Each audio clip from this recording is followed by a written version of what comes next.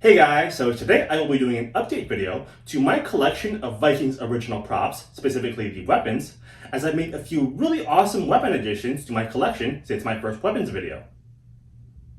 These weapons include Bjorn Ironside's screen-used Sword of Kings, Ragnar Lothbrok's Publicity Axe, and Lagertha's screen-used Fight to the Death Shield.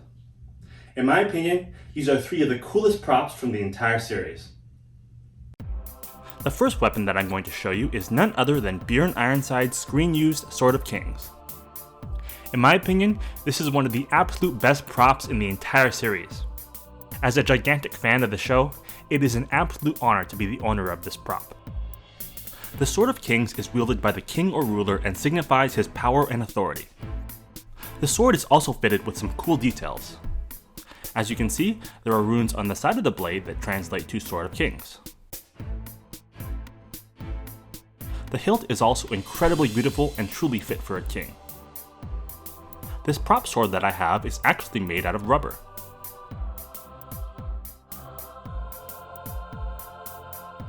As I mentioned, the sword is one of the most iconic weapons of the entire series. The sword is featured on the Blu-ray and DVD cover of Season 6A, held by Bjorn. It's the subject of one of the Vikings San Diego Comic Con comic books, and an official replica prop was even made by Shadow Cutlery. I do also own the Shadow Cutlery replica. Here's a side-by-side comparison.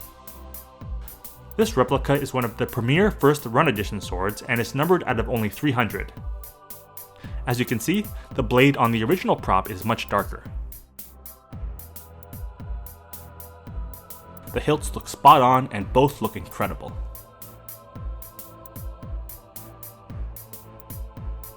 The Sword of Kings was used in several pivotal moments throughout the show, and I'm going to go over them in a flurry. Be warned, there are spoilers here. The sword initially belonged to the show's first king, King Horik, when it was first introduced in the show.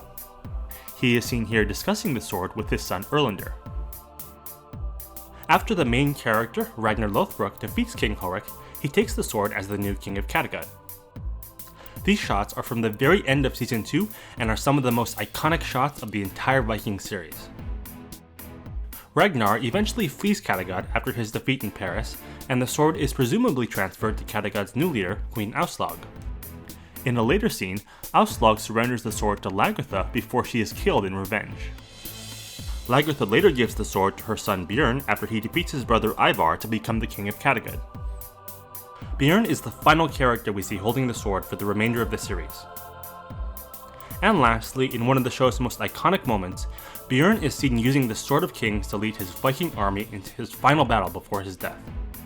Needless to say, that scene was really incredible and a very fitting way to end the story of one of the show's most central characters. Next up is Ragnar's Publicity Axe. I think this is another killer prop as it's the primary weapon of the main character of the series. As with the Sword of Kings, it really is an honor to be the owner of such an iconic weapon for my favorite show. Reading directly from the description on the VIP Fan Auctions website, this is one of his production use axes from Season 3 that comes directly from the set and was refinished and repurposed for use during publicity events and photo shoots. This axe is made of resin, leather, and plastic. Here are some publicity shots of Ragnar holding his axe.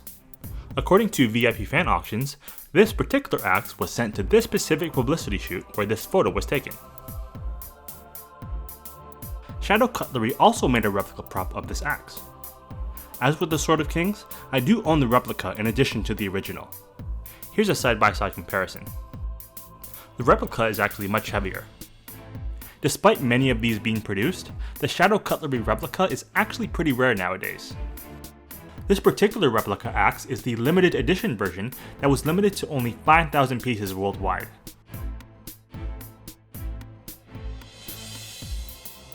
Here's a cool shot of the Sword of Kings and Ragnar's axe with Rollo's axe and Uba's Mi'kmaq axe that I discussed in my previous weapons video.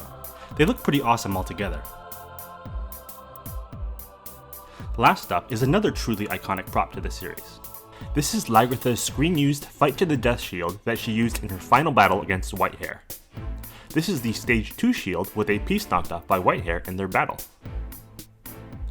As Lagertha is the world's most famous shield maiden, it's really cool to have one of her screen-used shields. According to VIP fan auctions, this shield is made of rubber and wood. Here's the back of the shield. This was held by Catherine Winnick.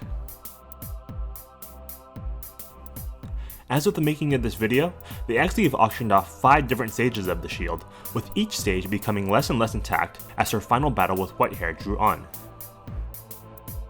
Here's the scene where Whitehair breaks the shield up into stage 2.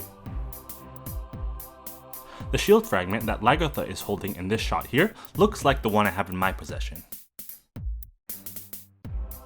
The fully intact shield is covered in blood. It's the best variant in my opinion. According to VIP fan auctions, the full bloody shield that was auctioned off was used for reshoots of her final battle scene. This shield is actually one of 2 Lagertha Shield designs in the show. The first shield she used is a lighter blue with black accents. A publicity version of the lighter blue shield was also auctioned off by VIP fan auctions. I really do like the blue and red design on the shield I got, even if the light blue one is slightly more iconic. Here is Lagertha Shield with several variants of other shields from the show.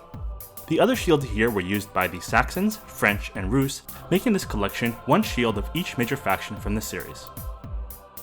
I went more in detail about these shields in my previous weapons video. It's pretty cool to see them all together.